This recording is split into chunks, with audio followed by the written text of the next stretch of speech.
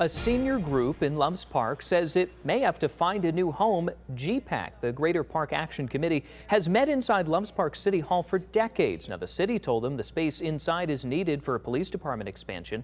Now, members say the organization provides a place for seniors to socialize. Miriam Niesmeyer talks with members who say they're searching for answers and a new home.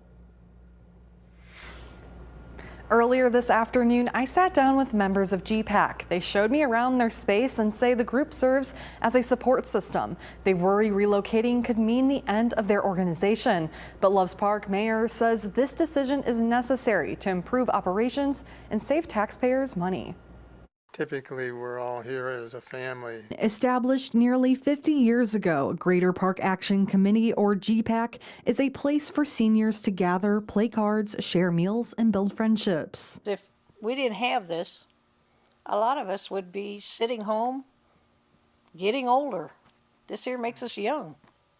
Everybody feels at home here. But members worry that security may soon disappear. Won't have a home to go to.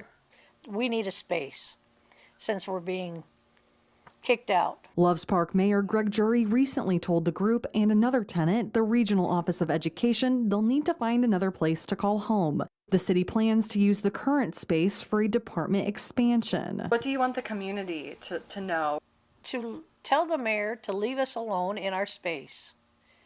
Find another spot for the police department. Mayor Jury says the city's police need more room. The department currently squeezes into 8,000 square feet. The expansion would give it about 15,000 square feet inside City Hall. The decision was made so our police department can be more efficient and more effective for the residents in the city of Loves Park. We're going to save the people, the taxpayers of Loves Park, a lot of money. Loves Park's previous mayor, Daryl Lindbergh, let GPAC stay rent-free inside the building. He said seniors pay nothing.